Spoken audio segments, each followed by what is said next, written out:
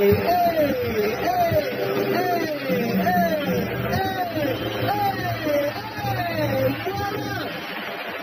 Roots.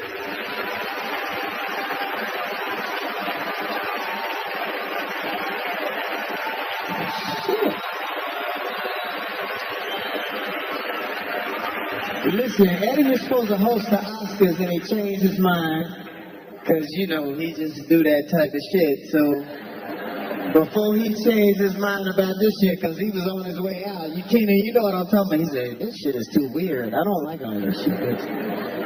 Ladies and gentlemen, before I bring him out, I need you on your feet right now. I need you standing on your feet. None of that 47.5% tax bracket acting shit in here. Let's act like we just got some money in our pockets and we're about to bring out a man who is a legend. He's the reason that Keenan and Chris Rock and Arsenio Hall saying you got your own shit. You're the reason for all of us doing this shit. Eddie!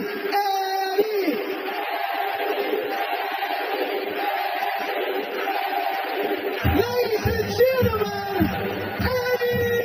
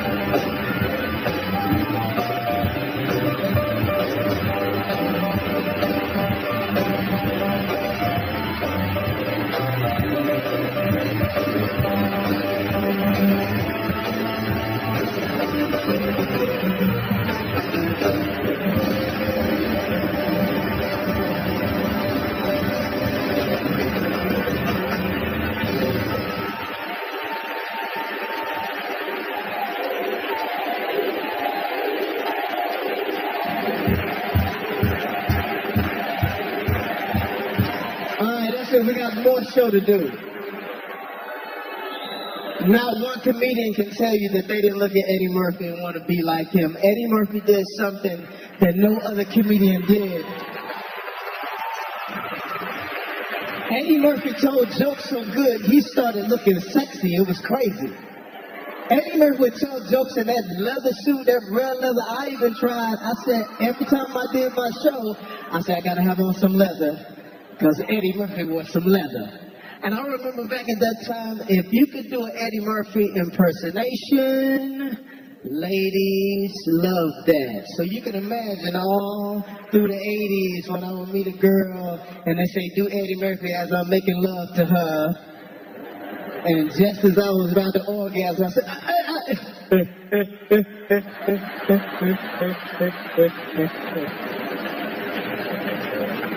ladies and gentlemen, Eddie Murphy.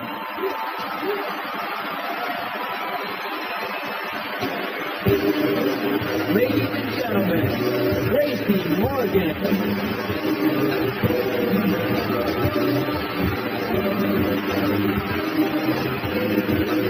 Yeah!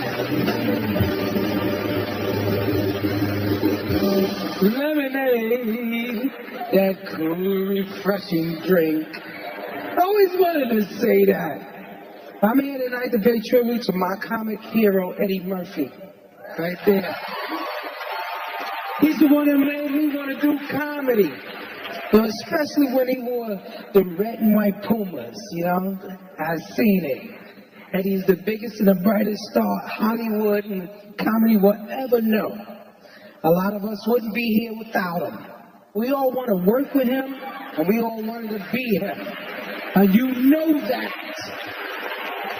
Now, he was the Michael Jordan and Ali of comedy, the greatest of our generation.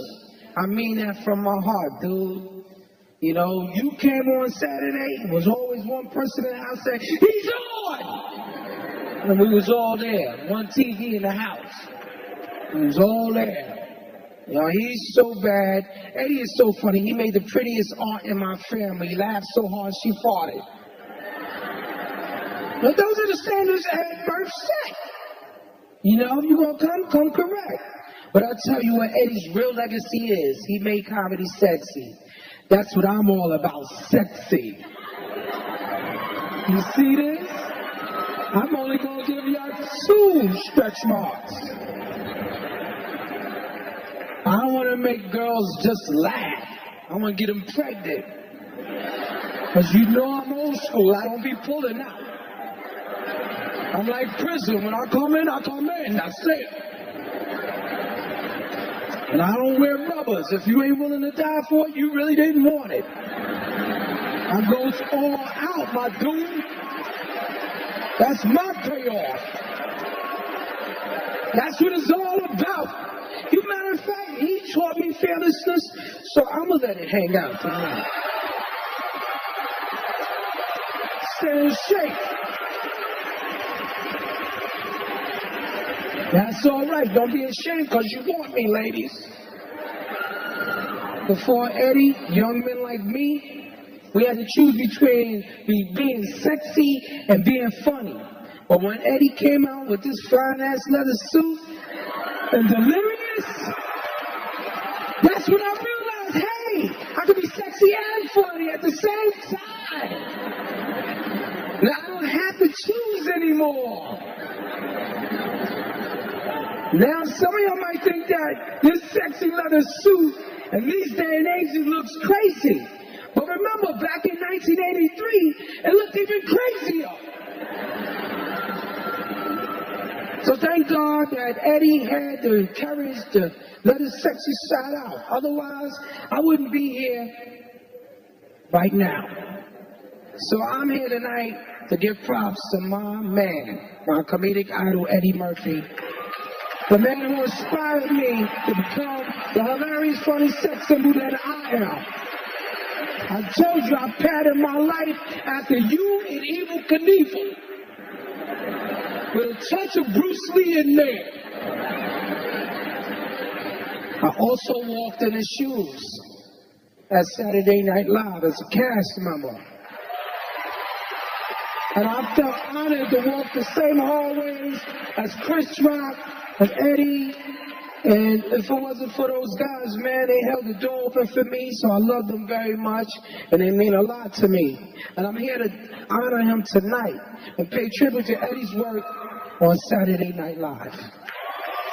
I'm happy, baby. I'm there, baby. My name is Professor Shabazz K. Martin. Rahim Abdul-Muhammad. Hi, I'm Buckley.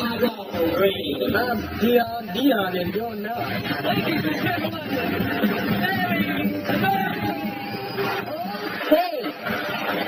I'm a fairy, damn it. I have feelings, too. Got it. What a silly Negro.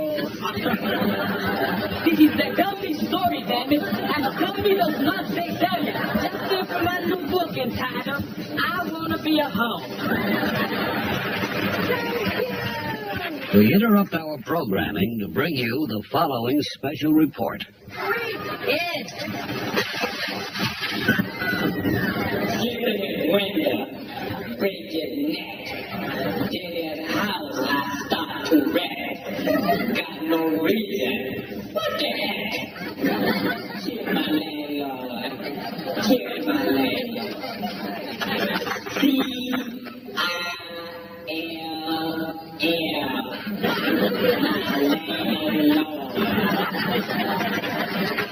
It's one hell of a day in the neighborhood. A hell of a day for a neighbor. Would you be mine? Would you be mine? I hope I get to move in your neighborhood someday. The problem is when I move in, y'all move away. Smoke. You bring the stage, go robbers to the rope. Will you be mine? Won't you be mine? Won't you be my neighbor? Hello, boys and girls. We're all alone again today. You know why? My wife walked out on me. Isn't that nice? I'm so glad the bitch is gone. A black man named George Washington Carver developed a new method of soil improvement through crop rotation. So I messed up. Shut up!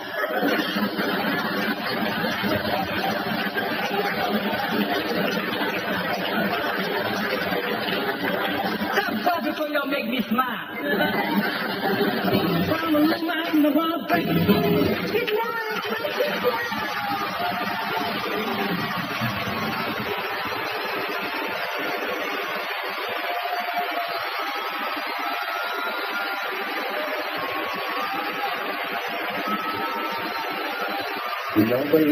Nobody is like combined cool with funny like Eddie Murphy. Nobody.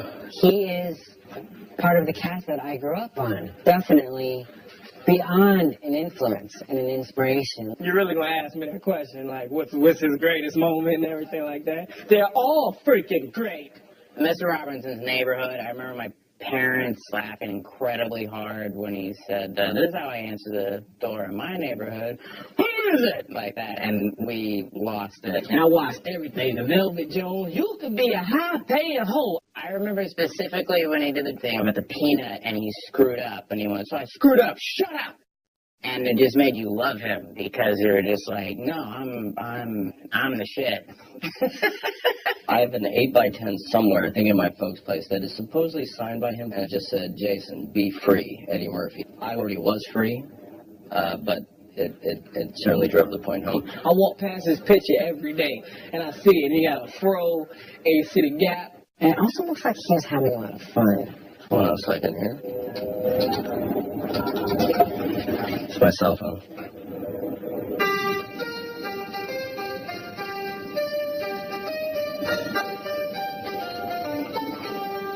Let me tell you something. Eddie Murphy is the greatest of all time.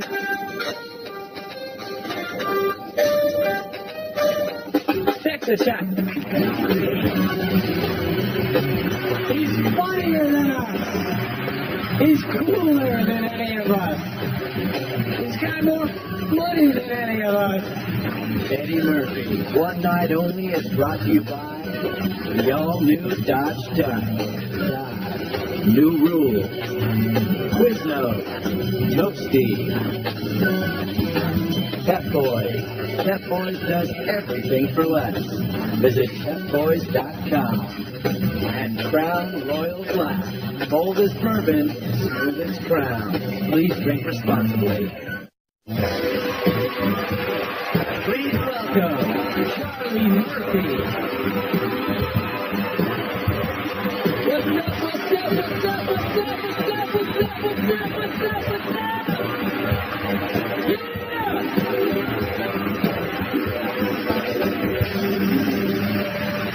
How's everybody doing today? Oh, man, well, I am glad to be here, man. I am so glad to be here. I want to say for myself and for my mom who's in the back, and I know she's having a great time. Thank all y'all for coming tonight, man. Thank you. This is a tremendous honor, you know. What I'm going to do tonight is I'm going to take y'all back, because, you know, everybody in here is kind of familiar with, you know, Eddie's career, you know. I'm sure of that. What y'all ain't familiar with is the fact it was a career before that.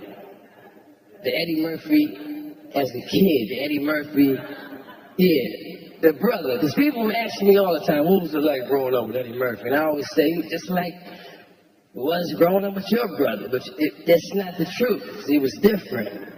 See? I remember when he was a little boy, him looking at the TV and saying, when I grow up, I'm going to be on that.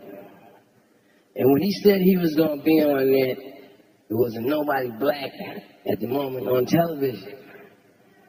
So, of course, the whole family was looking at him like he was crazy. We didn't know, see? He was already a comedic genius in the making. We didn't know what was in our midst. as we were growing older, me and Eddie used to engage in what we call snaps, jokes, or whatever, you know, about each other. I didn't know that I was engaged in a snapping contest with comedic genius. I thought I was just going with another person, and I had to wonder why I always lost every snapping contest. Every snapping contest. When Eddie was 8 years old, he was already telling world-class jokes about me.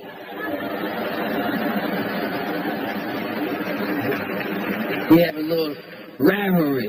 Because people always ask, is there a rivalry between you and Eddie? Yes, there is. We always are going back and forth trying to figure out who has the biggest nose. Every time the streets of San Francisco came on, I would be pissed off because I knew when it went off, he was going to ask me the same question. How much did that man pay you to rent your nose?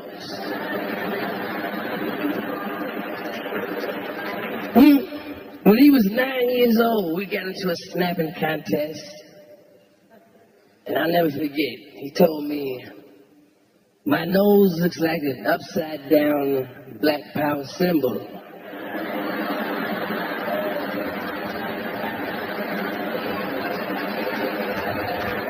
That joke still works to this very day. So as you see, he was a genius all the way back then. My brother knows that I love him because I told him that many times before.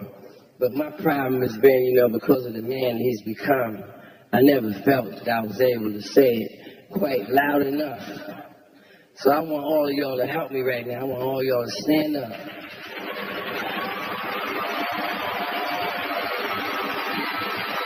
I love you, man. I love you. I love you. Thank y'all, thank y'all, thank y'all. Eddie! Eddie! Eddie!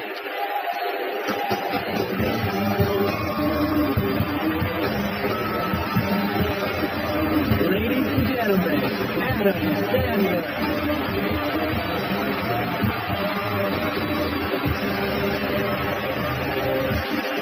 Thank you.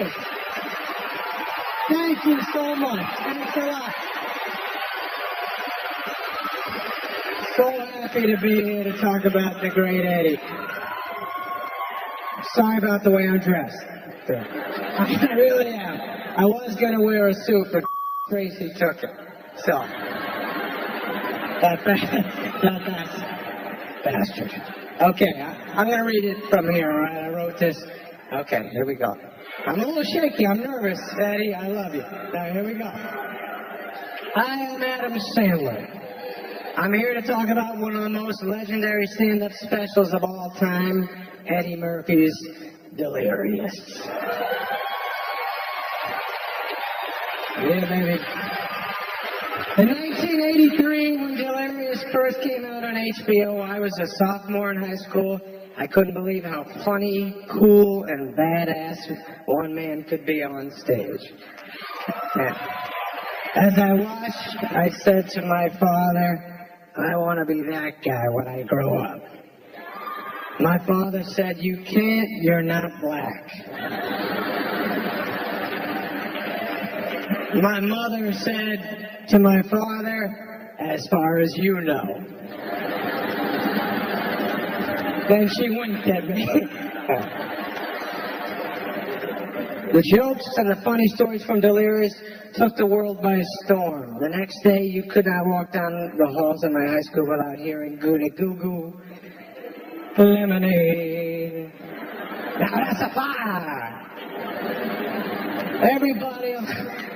Everybody on the planet wanted to be Eddie. And now, 30 years later, everybody still wants to be Eddie.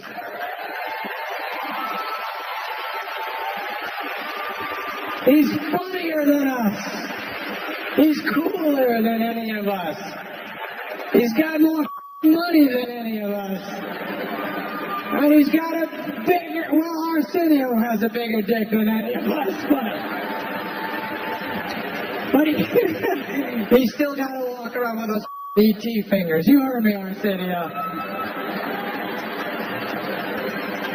I'm sorry, Arsenio. At least I told everybody you got a big dick. Rock told me, by the way, Arsenio. All right. But back to me wanting to be Eddie. The truth is, I wanted to be Eddie Murphy so bad that I tried to do everything he did in his career. I started doing stand-up at the world-famous comic strip in New York City like he did. I got on Saturday Night Live like he did. I got the same manager like he did. And then when I became a big star, I fired the same manager like he did. And, I love you, Richie, and so does Eddie. But that manager actually said to me the same thing he said to Eddie, but he changed the racial slur to an anti-Semitic slur. So now look at Eddie.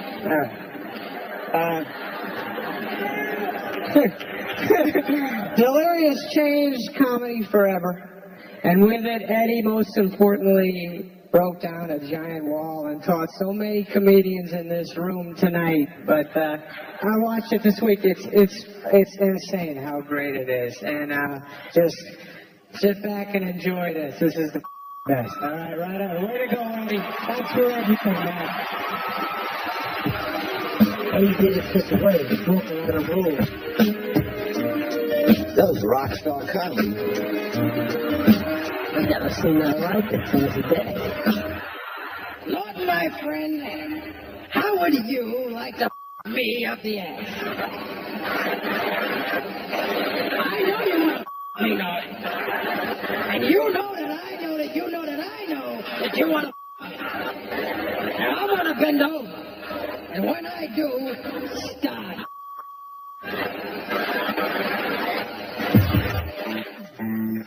I said,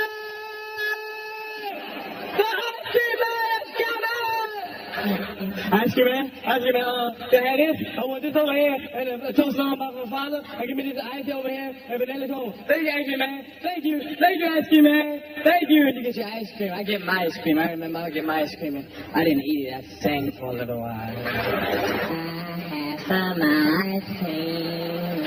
I have some ice cream. I have some ice cream. And I'm gonna eat it all.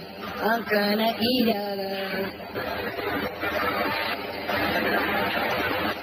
The ice cream be running all down your arm and shit. Yeah. Ice cream. No, only one kid on the side didn't get no ice cream. The kids don't care. They go, You don't have no ice cream. You didn't get none 'cause you are on the welfare. You can't afford it. You can't afford it. And his father is the alcoholic. You want to eat some of my ice cream? Wait, wanna lick? Right. You want some ice cream? You want some ice cream? I'm going to eat all of my ice cream. You cannot have some. You can't.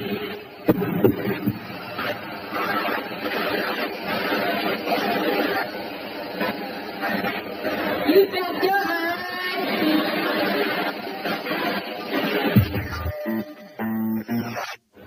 and my pops be up every 4th of July, man, every cookout. Black men like to claim the house when they're drunk. Men, period, I think, man, like to just claim their house. They want you to know if you're drunk and if they drunk and you in their house, that it's their house. My father stand up in the middle of the cookout and say, "It's my house." You know what it is? And if you don't like it, you get the out. I don't give a. I don't give a. I pay the mother bills in this mother. And hey, kiss my ass if you don't like it. Yes. Then he attacked the whole family, right? He said, Gus, ask the question. Come here. What is the question, Gus? What the is wrong with your wife? Why can't she walk the fire steps? You come over every mother year, Gus. And you burn down the mother backyard, and your wife rips down the steps. Why?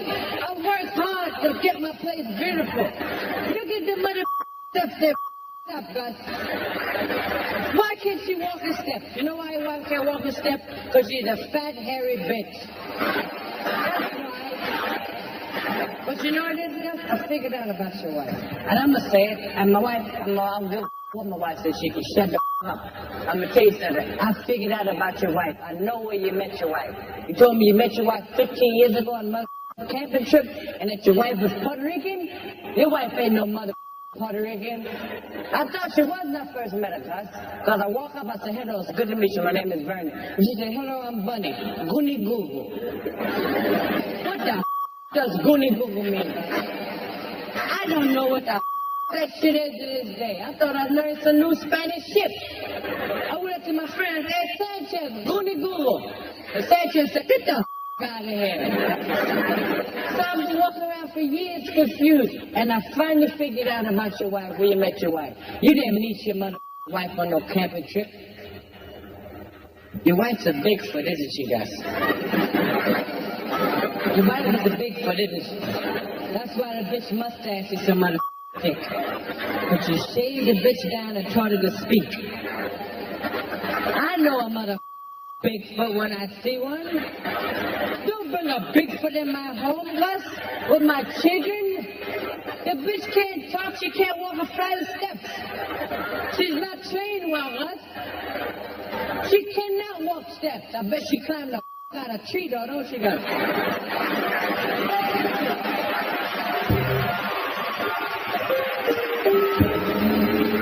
Eddie Murphy, a comedian, could not wear tight trousers. He is the Rosa Parks of tight trousers.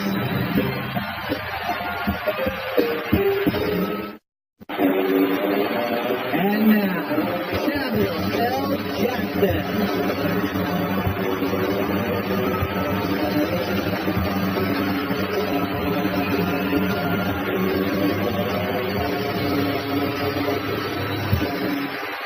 Good evening, ladies and gentlemen. Eddie Murphy is a man who changed the course of American film history. And I don't exaggerate when I say that. He did it in 1987 when he gave me, Sam Jackson, my first speaking role in a major film, and thereby launched my career. If it weren't for Eddie, we might not have all the wonderful films that I've made. It all started right here in a groundbreaking, dramatic role.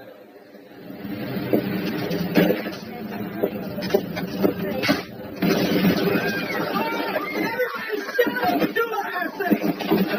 Get the money out. Stay cool. Nobody gets hurt. Take the money out. All of it. Don't stall me, fat boy. Let's go. Come on. Anybody move out, blow your head off.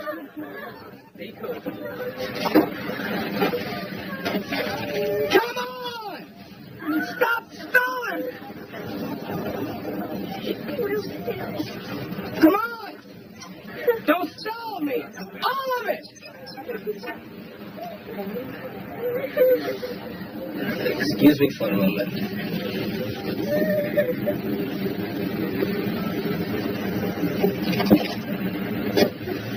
It would be wise for you to put the weapon down. Who the is this asshole? I've warned you. I'll be forced to thrash you. You.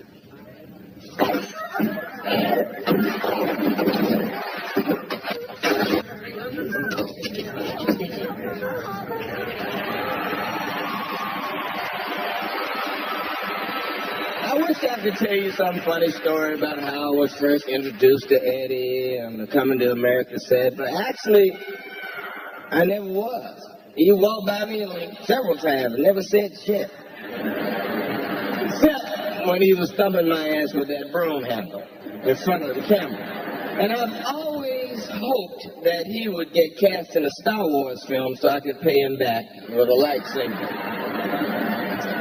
This was around the time Eddie had first appeared in the Guinness Book of World Records. He appeared in 1987 after making Raw. He was cited for using the word the most times in a film. 223 times. Now, that's quite an accomplishment. And I personally found it inspirational. I figured if a motherfucker like Eddie Murphy could make it by using the F word over and over, and a good-looking motherfucker like me could go a long way just using the word motherfucker. There was obviously a lot more than one word that launched Eddie Murphy. He is a true movie star. He demonstrated that in the early 80s when two massive films transformed his career and the motion picture business in general. 48 Hours turned Eddie from a TV comic into a full-blown action movie star. Then came Beverly Hills Cop, which not only made Eddie into a Beverly Hills homeowner, it turned him into the international superstar that he still is today.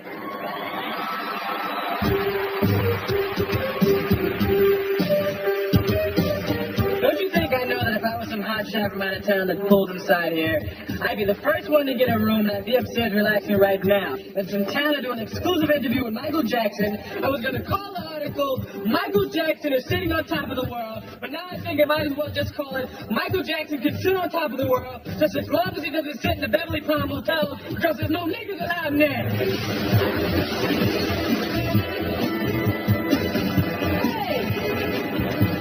This is the cleanest and nicest police car I've ever been in my life. I stayed for a while because I ordered some pizza.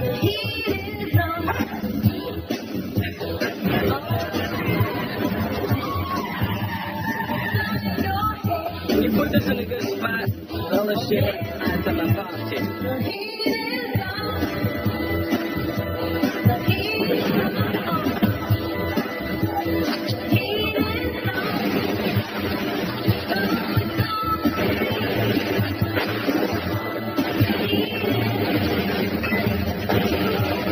You're not gonna fall for the banana in the tailpipe?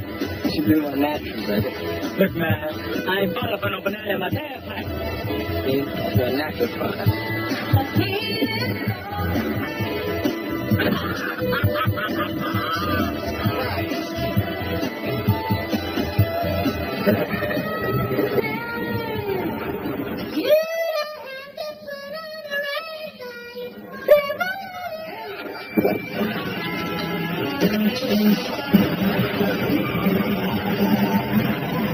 We ain't partners, we ain't brothers, and we ain't friends. And if hands get your way, you're gonna be sorry you ever met me. I'm already sorry. $500 suit on, you're still a lowlife. Yeah, but I look good. I'm looking for a little boy by the name of Billy Bear. Never heard of him. You heard of him now, man? All right, listen up. I hate rednecks. You people are rednecks. It means I'm enjoying this shit. I'm trying to talk for you. You know what I am? I'm your worst nightmare, man. I'm a nigga with a badge. That means I got permission to kick your ass whenever I feel like it.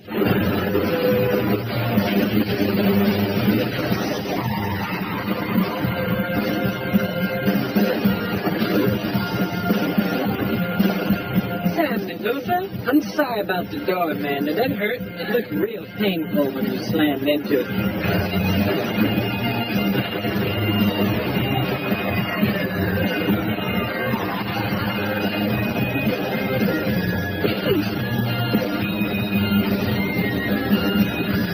New sheriff in town. His name is Reggie Hannon. Tell me a story. Oh, that That's one of my favorites. Please welcome Russell Brand.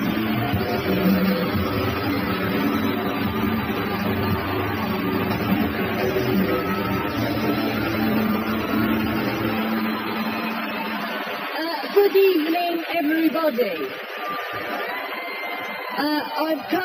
Yes, good evening, thank you. I've come here from England to honour the great Eddie Murphy. Eddie, thank you. I'm honoured to be incorporated here. As an English person, I'm automatically the most white person that will be involved in these proceedings, and that is an additional honour. I've never worked with Eddie. I'm simply a fan that has come here to say nice things. When I grew up in England, I was like, you know, a child. This isn't a necessary detail, as a matter of fact. But the most famous people in the world was Eddie Murphy, Mike Tyson, Michael Jackson. I thought that America was just a powerful country of incredibly talented black people forcing extreme talent onto the earth. I met Eddie recently. I've never been more honoured to be called a mother. He said, "You're a funny mother." Eddie, these are the things that I want to say to you. Oh man, you're incredible. I was allowed to get into Eddie Murphy's house recently. There was a lapse in security. I got right in there. It was amazing. He lives in a castle. And where else ought the king of comedy live but in some glorious palatial home?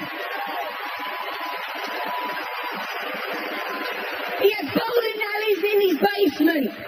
He's come from nothing to bowling alleys in his basement. Not only has he taught us that it's possible to be sexy and a comedian, and I never thought that would have been possible when I was a little girl growing up in England, watching that man vibrating in leather, some puckish force, some new entity, trickster god energy flowing right through him.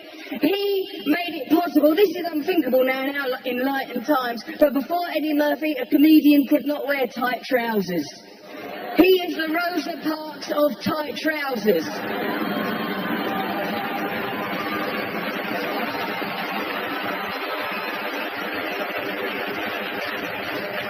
I'm very, very honoured to be a part of this. I would forgive you anything, even as an Englishman. Have all the Spice Girls for all I care. There's not enough Spice Girls in the world. We are in the company of a great man tonight. Let's celebrate him, let's honour him, let's look forward to more Eddie Murphy movies, and that's enjoyment, beam love right at him. Let's have a look at Trading Places.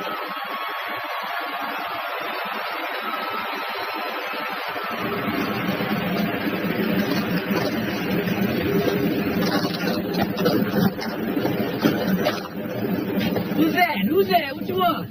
Police. We've had some complaints about con men pretending to be blind and crippled. Oh, I'd love to help you, man, but I ain't seen nothing except on that landmine in Viet Cong back in 72. It was rough. That ain't...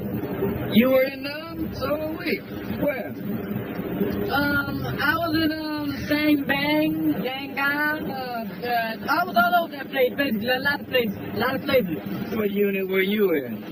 I was with the Green Beret, Special Unit Battalion's Commando Airborne Tactics, Specialist Tactics Unit Battalion.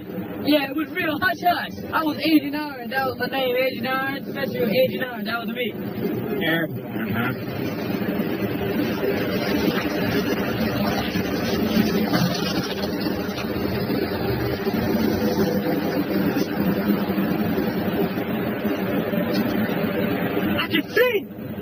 I can see! I have names! I have the whole shit! Look at this! Man! I can walk! Jesus! Praise Jesus! I appreciate this! Oh, this is beautiful! I can't believe... Thank you! I don't know what to do!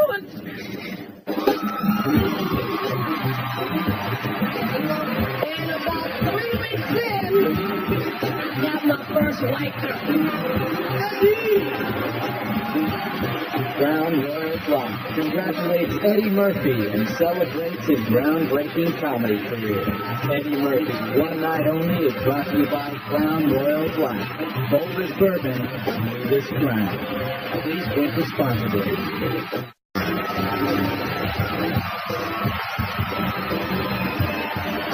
Ladies and gentlemen, Chris Rock.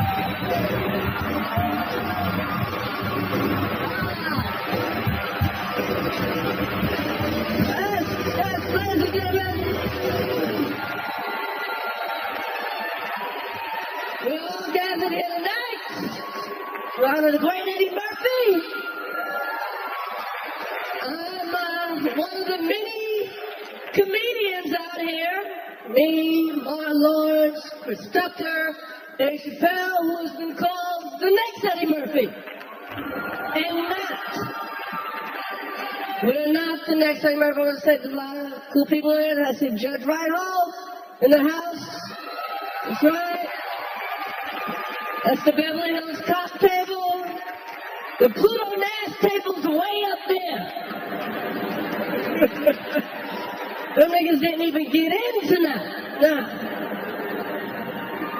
I have known Eddie Murphy for a while. I met Eddie years ago. This is a true story. I met Eddie at the comic strip. He saw me perform. And this was before Eddie was met. This was like, I met the real Eddie Murphy. I didn't meet Dr. Doolittle, okay? I met Eddie Murphy in a leather suit, like a green, livid leather suit with boots on. People think he used to just wear that doing stand-up. This nigga used to walk around with that shit in Kmart, okay? For real. He looked like a superhero, okay? And so I met Eddie Murphy, and Eddie was rolling large back then. So I was like, yo, just come hang out with us. We're going to L.A. And I went to L.A. I got my first plane, okay? First time I got on a plane. First time I stayed at a hotel. First time I had shrimp. Okay? I'm not making any of this up. So I'm out there in LA, I'm staying at the Batage, a Menage, one of those hotels, right? And about 3 weeks in, I got my first white girl. And the true story. So, like, her name was Candy, right? And I'm like, yeah, man, I'm Candy. And Ray and Fruity like, Candy? And then out of nowhere, Fruity gives me a cookie jar of penicillin.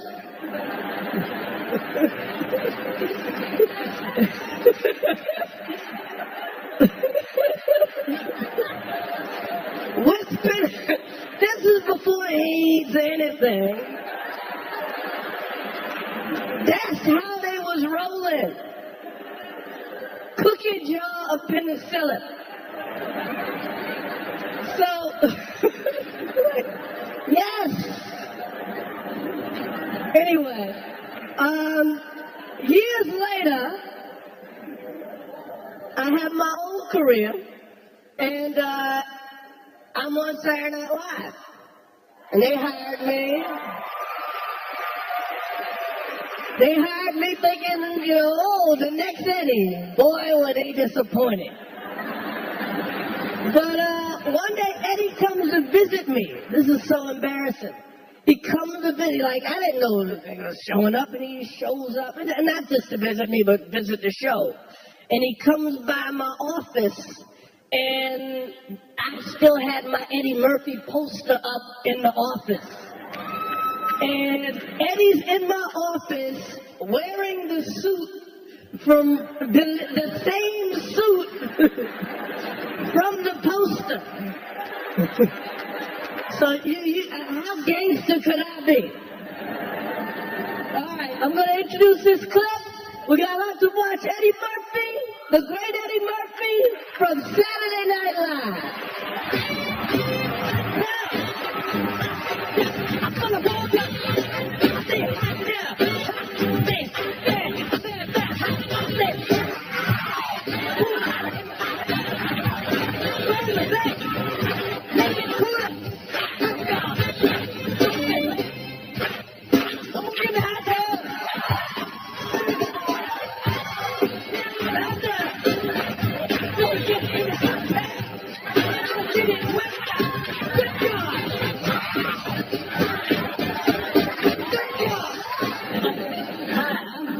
Remember me?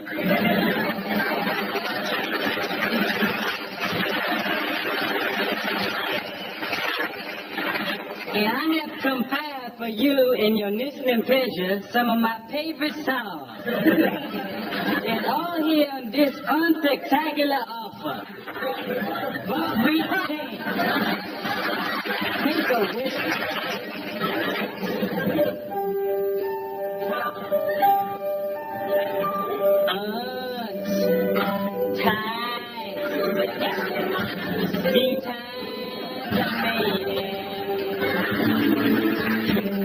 Yes, they're all here.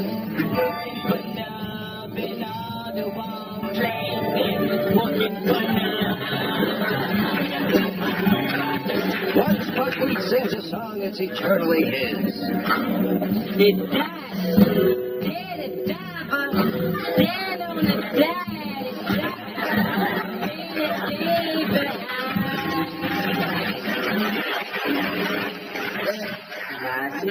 you don't even know the words.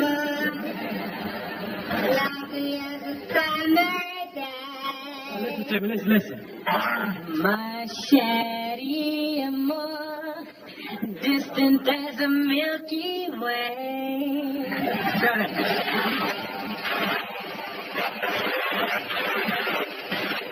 My shady more pretty little one. You're the only girl my heart beats for.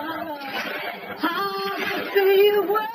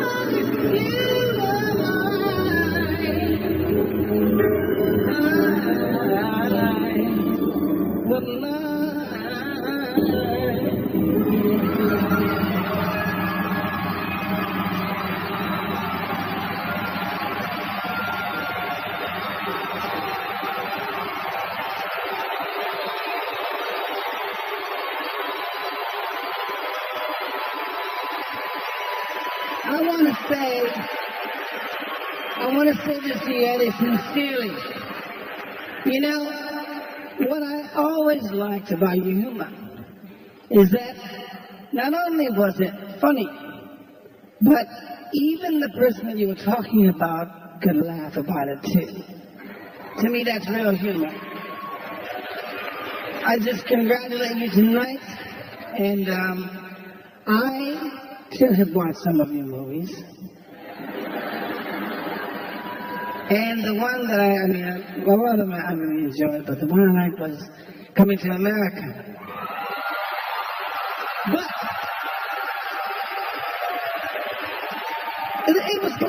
because there was a song that you did that I liked as well as a little boy. Not too much more younger than you.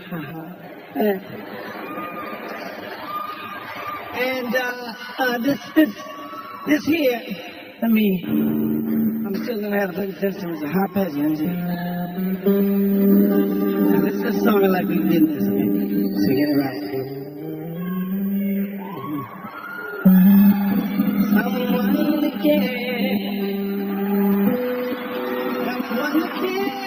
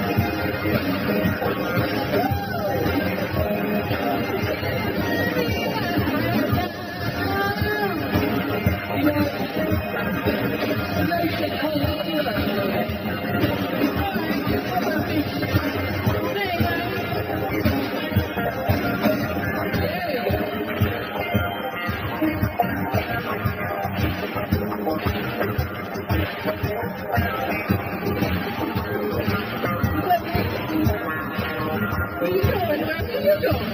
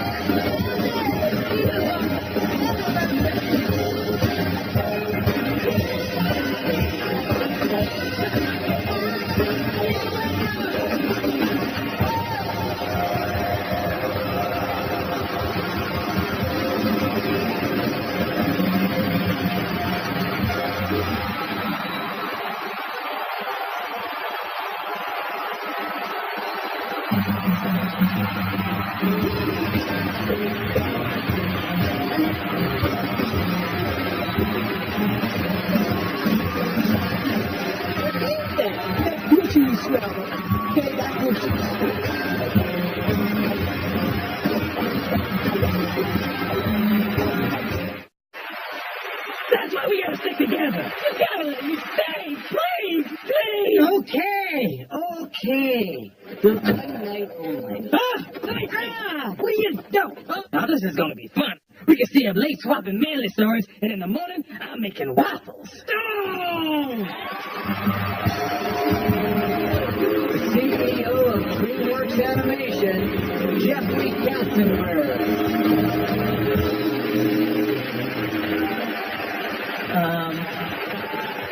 So everybody realized that Eddie Murphy and Stevie Wonder were just up here jamming like crazy. Wow.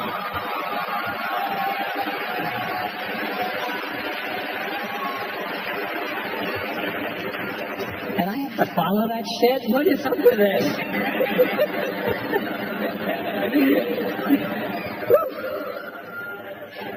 I actually feel very, very privileged to be a very tiny part of Eddie's early career. He and I met together. I was a young executive at Paramount and was lucky enough to have my star hitched to his star as he went on to make 48 Hours, Trading Places, Beverly Hills Cop.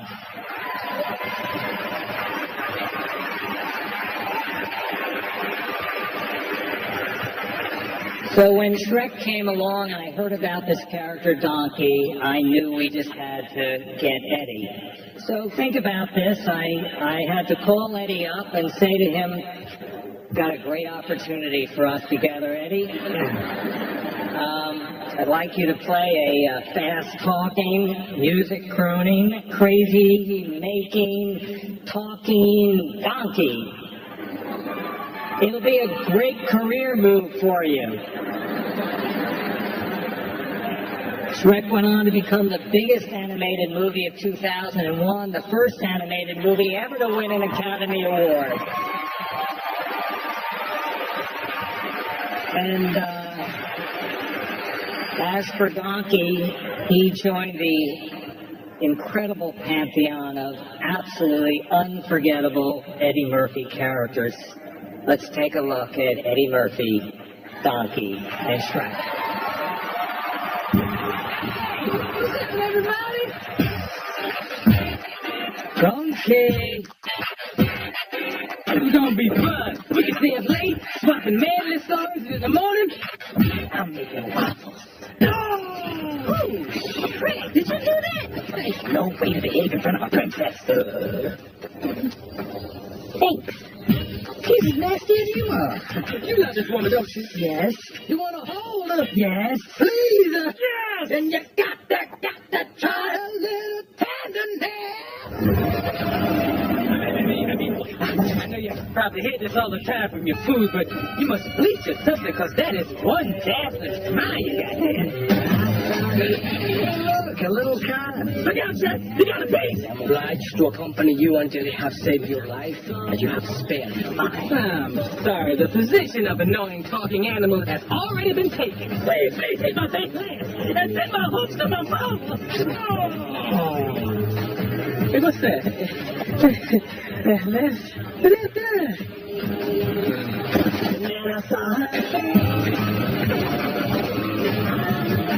Don't look down. Don't look down. I'm looking down. Well, before this is over, I'm gonna need a whole lot of serious therapy. Look at my eye twitching. Oh, no, suspicious, black cat, give me that side. So you're Dying, baby. What? Shot this place. Yeah.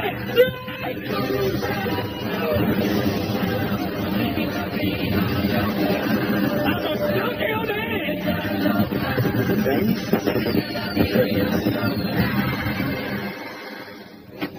I think that went pretty well. Donkey!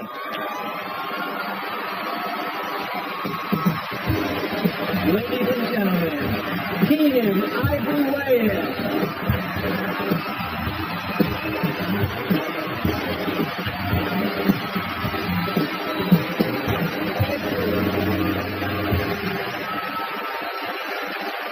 Wow. Thank you very much. You know, when they asked me to do this tonight, it was a little weird. Like, I didn't know, like, what would I talk about, you know? And I'm listening to everybody else talk throughout the night. The one thing that I have in my friendship with Eddie is that I really know him. You know, like, not that everybody else doesn't, but I mean, I met Eddie when he was 16 years old. I was 19. And he came into the Improv in New York. He had been working on Long Island, and I had been working in Manhattan. And he had this swag about him. He was always like the coolest guy. Like, he walked up to me and he goes, "What's up, man?" I'm Eddie Murphy. I was like, "Yeah." He goes, "I thought I was the only funny black man in New York, but I guess there's two." And like, stuck his hand out. And we've been friends since then. And, you know, as a matter of fact, the watch I have on right now, Eddie gave this to Rolex. Eddie gave this to me like 30 years ago. Remember that? And I held on to it. In case I didn't make it, I always figured I could sell this shit and get some money for it. So. Okay, here's what's funny about Eddie. Like, you see it on screen, you see this like cool guy. He really is that. Like, that's not fake. Like, here in Hollywood, we go out to clubs, and it's different now. But back in the day, they wouldn't let brothers in clubs. No, they had like a 2-brother minimum, and that was it. And I remember we went to this club in Hollywood, and it was about 10 of us. And the bouncer was like, "Sorry, I mean, I know you're Eddie Murphy, but I can't let all of you in. I'll tell you what, I'll let 4 of you in." Eddie said, "Okay." He said, 1, 2, 3, 4. He said, "Y'all go in, tell every fine girl in there I'm having a party at my house." And he left. And 10 minutes later, the whole club left.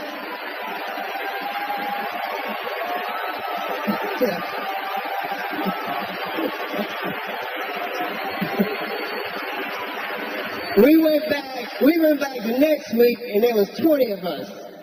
He let us all in. Right this way.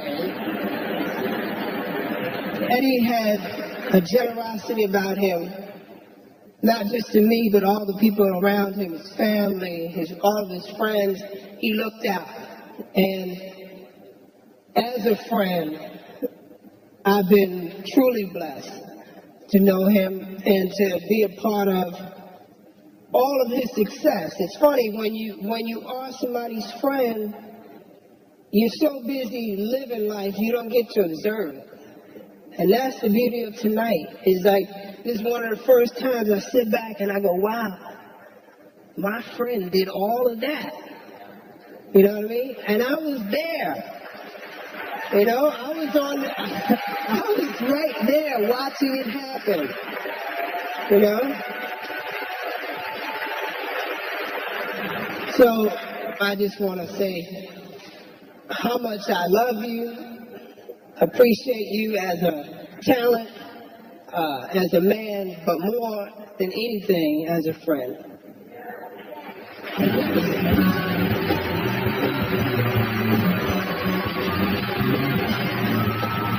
And Sammy, put on, you have to tap shoes. Are you going to come over and go dance for the people because that's what they want. Are we going to tap?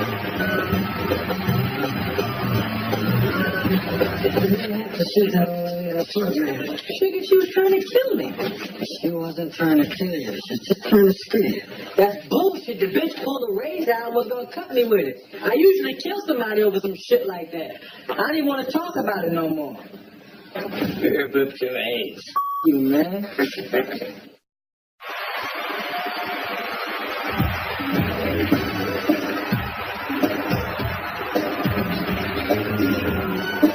I hope you don't mind me coming over and sitting down. But I've been watching you all evening. And I want to tear you apart. And your friend too.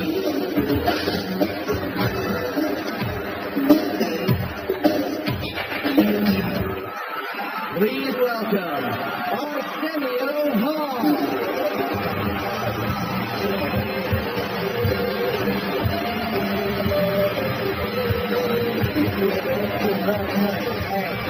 Thank you.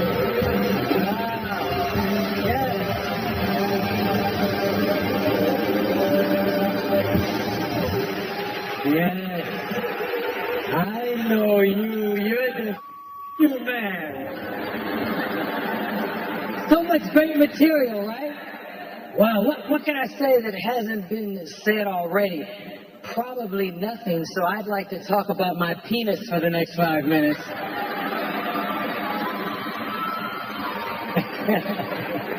Yo, man, doesn't this feel good? We're having a great time. You loving this? Yes. Yes. You and I have watched shows like this. You showed me a special with Sammy Davis Jr. being paid. Yeah, wasn't that did you all see that? Sammy Davis Jr. They paid tribute to him, and the coolest part of it was Gregory Hines was dancing, and then he went over to Sammy. And it was the greatest moment in television. He handed Sammy tap shoes. And Sammy put on the tap shoes. Are you going to come over? We're going to dance for the people because that's what they want. Are we going to tap? Well, I don't quite want to tap. Oh, okay.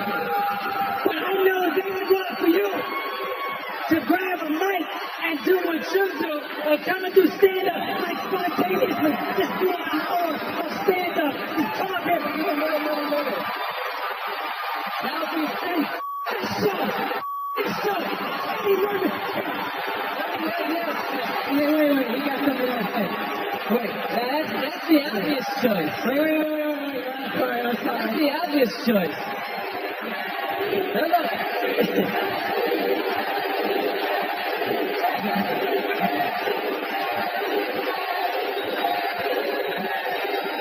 That's the obvious choice. He said that's the obvious choice. Yes, sir. But this is my night. Yes. And I would much rather that we tap dance. Let me go read the prompt, right? I will go read. Hey, man, I remember the day you called me and told me your idea for coming to America. And I can't, yes, he told me on the phone, and he said, but there's something missing, there's still something missing. And the next day you showed me a yellow pad, and on it, you had started to write different things about characters. You said, yo, man, when I come to America, I should be all the different people I meet. Because they wanted me to do characters since I left SNL. And that's how that whole thing was developed. And I wasn't for it. I was like, yo, man, you know, what's really important about your career is when you work, a lot of black actors who wouldn't work get to work. And if you do all the characters, they're not going to get jobs, right? So, I mean, I have to be devil's advocate. And like usual, he wasn't paying attention to anything I was saying. And he said, and you can play a bunch of characters too. And I was like, them niggas, let them get their own jobs. You can't save the whole town, you know?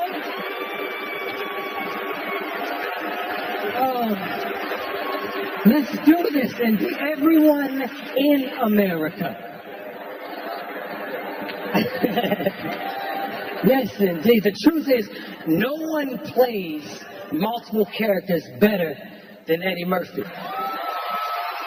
Correct? Yes. When you sit down and watch an Eddie Murphy movie for the first time, like Coming to America or Bowfinger or Nutty Professor, you find yourself saying, wait, he's all of them, he's all of them? And somebody who is a fan turns to you and says, hell yeah, he's all of them, all of those people. You're about to see an amazing montage of 19 different characters, all played by the amazing Eddie Murphy. Don't do it! Think about that here. What about Rocky Marciano?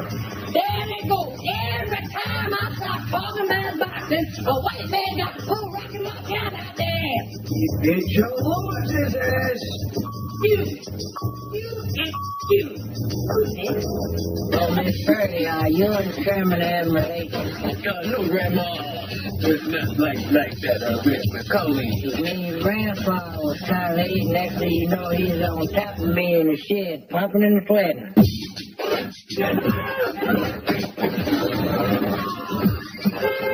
Scientifically proved that you was a just in my feet. Yeah, Mr. Jago. I'm just making sure.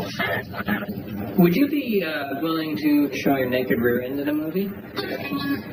Yeah, I guess so. Yeah. Excuse me, ma'am. What? Are you wearing bonds? Of course I'm wearing Mr. Joker.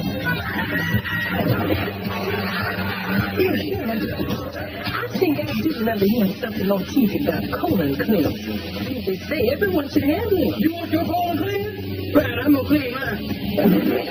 My colon's clean. I'm going to squeaky clean.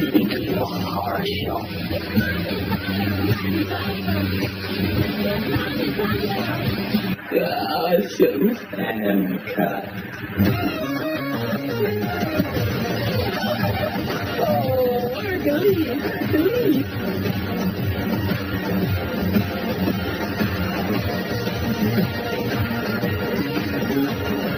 Okay, if you want to try this, then you want to start out.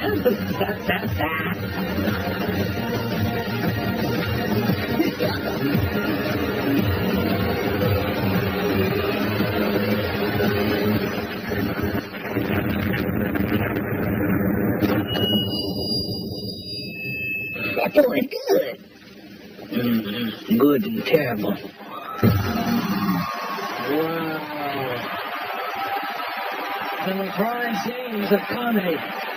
You're the shit with extra butter, my man. God bless.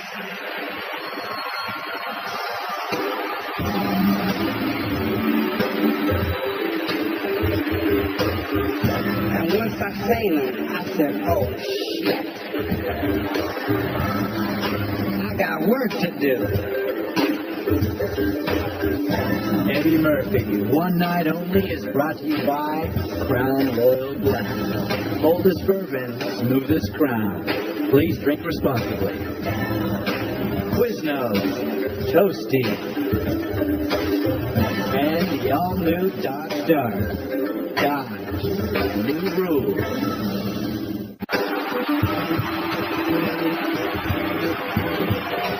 And now, Martin Lawrence.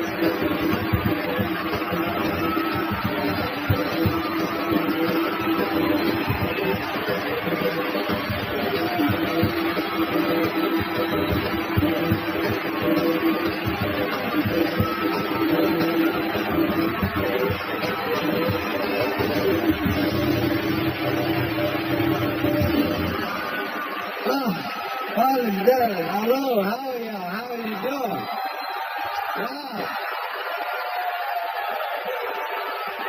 Wow. I remember the first time I ever seen Eddie in concert. He was at the Richmond Coliseum, and I was living in Maryland. I was a young comic. I thought I was high. I just knew I was doing my thing. And I drove 2 hours by myself to see Eddie Murphy perform at Richmond Coliseum. And once I seen him, I said, oh shit. I got work to do. So I drove all the way back by myself, just in days, just doing this shit. I said, I can't believe it. I said, this has got to be the baddest man I ever seen. Then I got an opportunity to meet him. I said, I got a chance to meet my hero, the man. I seen him in a club, and I walked up to him, and I said, hey, Eddie Murphy, I'm a big fan. I just want to say hello. I was wondering if I could take a picture with you. And in true Eddie fashion, he said no. Do you remember that? You don't remember. So I took a picture with Robert Townsend.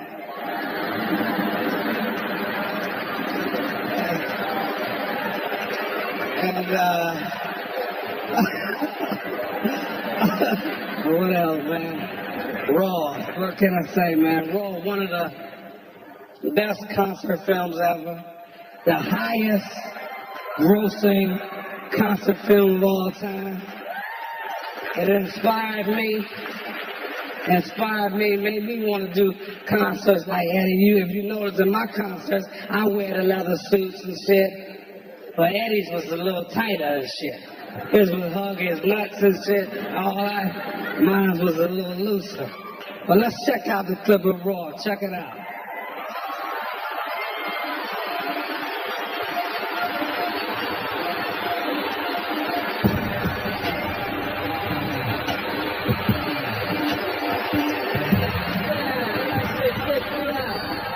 You watch the Bill Cosby show? When Bill Cosby chastises you, you forget you grown. You feel like one of the Cosby kids and shit. I would like to talk to you about some of the things that you do in your show. I was so mad, I called Richard Pryor's house up. I said, yo, Richard, Bill Cosby just called me up and told me I was too dirty. Well, tell Bill I said have a Coke and a smile and shut the up. Got to be careful. They say having casual sex nowadays is like playing Russian roulette. And I know I've thrown my dick on the crack table many a night. You miss right. You be gambling every time you do it. You gambling with your dick. Say, come on, I need one more to mine. I need the perfect person. Come on, give it to me. I need somebody perfect on me. Come on, give it to me now. Oh, shit. Fat buck toothfish. No, give my dick back. No, give my dick back. I'm gonna keep rolling. I got one more roll in it. Come on, here. I want the perfect woman now. Come on now. I want somebody with a mind, intelligence, a nice ass, and a body. Give it to me now. Oh, skinny cockeyed bitch. No, give my dick back. Give my dick back. Come on now. No, so be quiet. I'm gonna keep rolling. I know I just got my last roll. Come on now. This is the last one. This is one for me. Come on, Miss Rank. Miss Rank. Hey, blow on this for luck, please. This is my last roll. Come on now. Here we go. Come on. Give it to me now. Oh, shit. Herpes. I cracked out. My dick is ruined.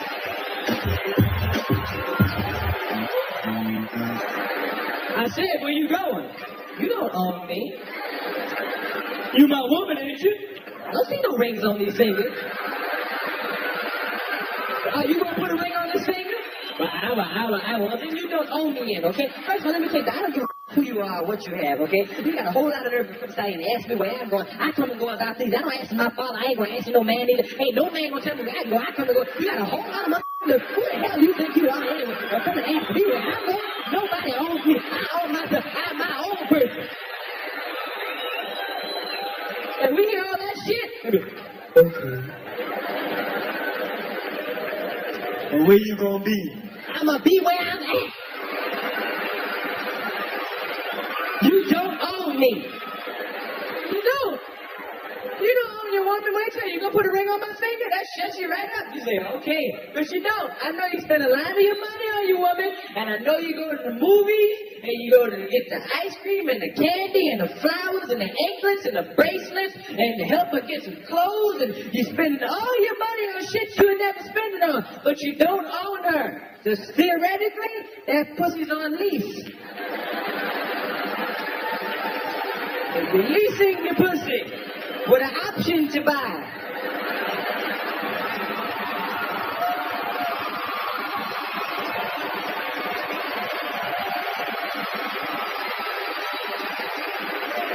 Eddie Murphy, man. True king of comedy, man. You are a blessing to us, man. For us to have you.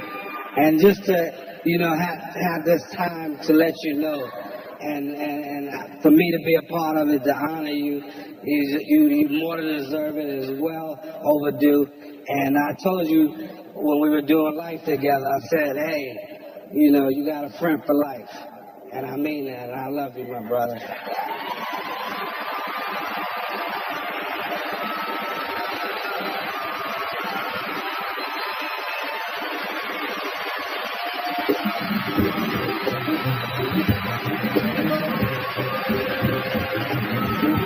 I heard this voice say, Murray, yeah, I love Eddie Murray. I love Eddie Murray. If you have watched Saturday Night Live the past few months, you already know my next guest. He's emerged as one of the brightest lights of the cast on that show, and this is his first time on the Tonight program. Would you welcome Eddie Murphy? Eddie.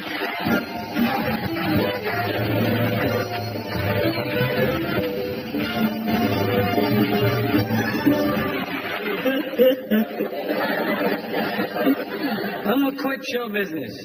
Making my announcement. I'm going to become a Secret Service man. It's the truth. Because they have no black Secret Service men. And we would make better Secret Service men than white people, truthfully. Because we're more menacing. Yeah, see, we have a different rhythm to us. We see somebody that looks suspicious, we just walk over to the guy and say, excuse me, man, you crowd, Mr. President.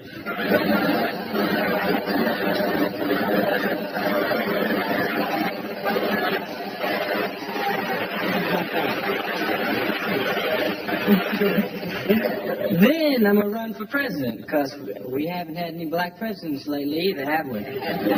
Somebody black should run. It'd be different. There's nothing to lose. It'd be fun, man. It can't get no worse than it's been the past 100 years. I figure, why not take the risk? Everybody's afraid to run, though, because they know that even though it's 1982, it's still a risky business to be the first black president.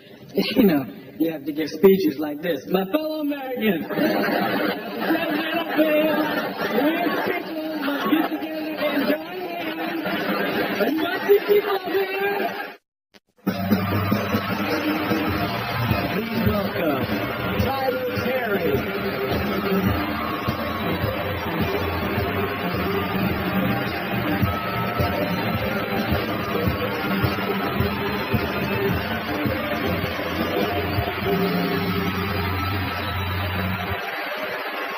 Good evening. Good evening. Good evening. Mr. Eddie Murphy. Mr. Eddie Murphy. I don't have a teleprompter. I just wanted to come out here and speak from my heart. When I was asked to do this, two things came to my mind. One was I heard this voice saying, Eddie Murphy, hell yeah, I love Eddie Murphy. I love Eddie Murphy. But the more serious side of me wanted to just come and say thank you. Because what you have done, my friend, is nothing short of remarkable. And a lot of times you can be inside of your life and you miss the incredibleness of it all. You have blazed a trail for a generation, for all of us to look up to aspire to hope to.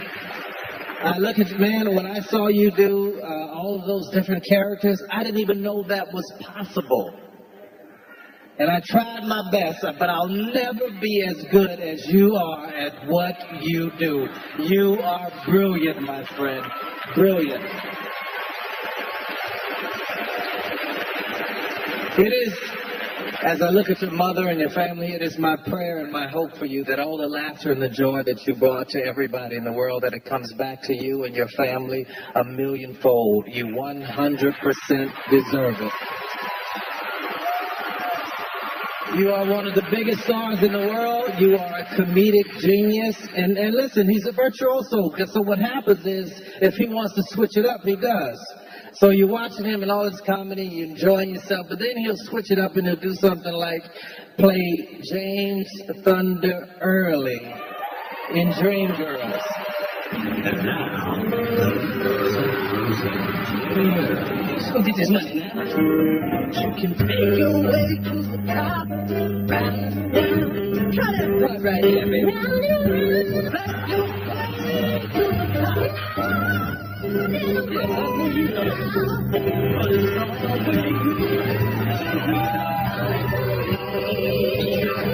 When you're coming down.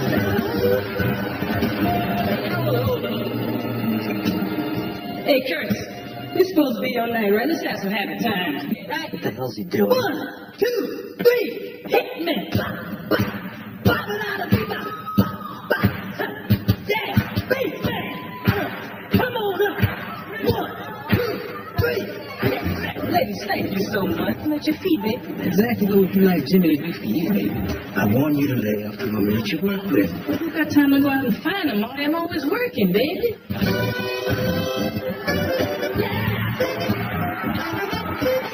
Boy, this man is handing me a line of crap. Hey, Curly, rap for Jimmy Curly. Got a hole in the kid.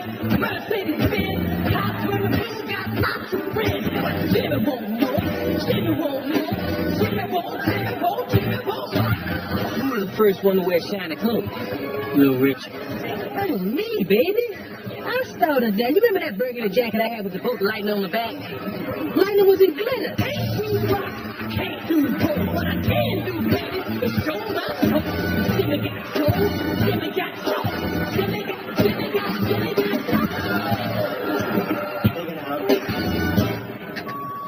Jimmy don't belong to no one.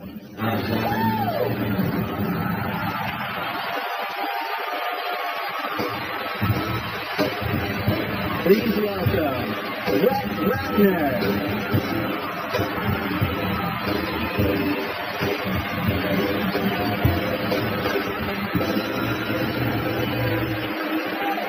Good evening, ladies and gentlemen, and welcome to the 84th Annual Academy Awards. Oh, I'm sorry. My bad, Eddie. I'm sorry. My bad. I'm Brett Ratner, and I directed Eddie and Ben Stiller in Tower Heist. Thank you. Which was like a dream come true for me. Let me explain. When I was just a little Jewish kid growing up in Miami, I saw a movie called Delirious. I had never seen anyone as funny as Eddie before. He made me want to be a director just so one day I could work with him. And then I saw the movies, guys. I saw 48 Hours. I saw Beverly Hills Cop. But the one thing that inspired me more than any of the movies, more than the stand-up, more than anything else, was this. Hit it, Questlove.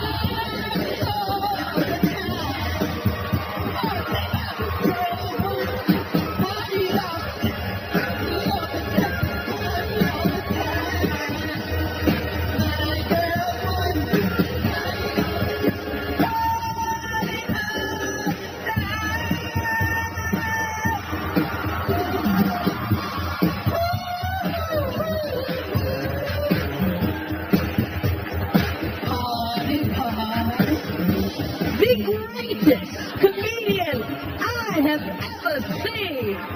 Ladies and gentlemen, the one, the only, Eddie Murphy.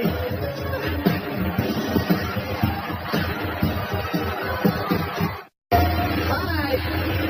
Before we wrap up the evening, I gotta say one thing. We see Eddie Murphy in movies. We see him on, do stand-up. We see him on Saturday Night Live. But people don't realize Eddie is actually funny off stage. People don't realize that every time there's a fight, there's a party at Eddie's house, and all the baddest comedians in the world get together, and people always go to me, who's the funniest one? And I grudgingly go, Eddie's still funnier than everybody. And here's my favorite Eddie story. Eddie, me, way before I got famous, I think it's Keenan, Arsenio, and 20 black guys at the China Club. A white girl runs up and goes, Eddie Murphy, I love you. You're my favorite of all time. I've never kissed a black man before. Please let me kiss you. May I please kiss you? And Eddie looks her in the face and goes, well, you can't start at the top. You gotta kiss one of these broke niggas first.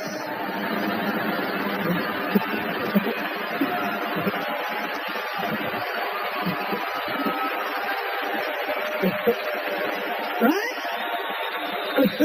True story! True story!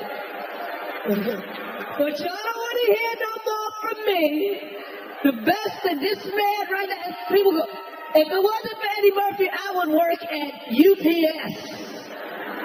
And I'd be a funny nigga at UPS. But I work at UPS.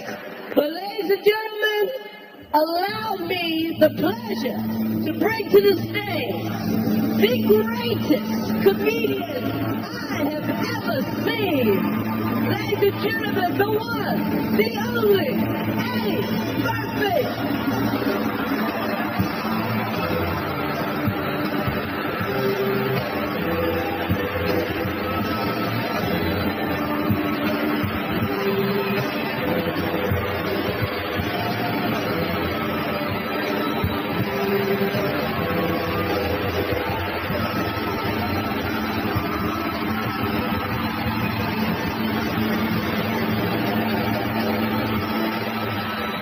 Thank you so much.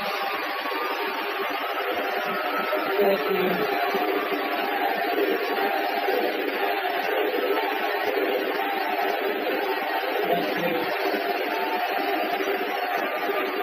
Thank you so much. Thank you. I am a very, very bitter man.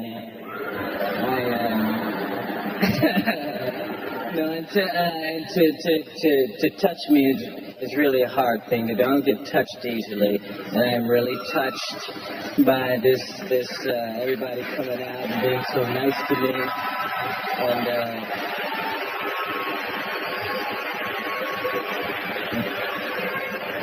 but this is really incredible, and I look out and see so many people that I've known for years and years, and people I haven't seen for years, and this is really a touching, moving thing, and I really appreciate it, and I love all of y'all, and y'all been sitting here all this time, and you know what it's like when you have something like this? It's kind of like, you know when they sing Happy Birthday to you? It's like that for like 2 hours, somebody singing Happy Birthday. You just keep hearing people say, Eddie, it's so wonderful, Eddie, and I am Eddied out. I'm Eddied out. So I know how y'all must feel, but thank y'all all for coming out and being patient, and I love y'all, and thank you. Appreciate it.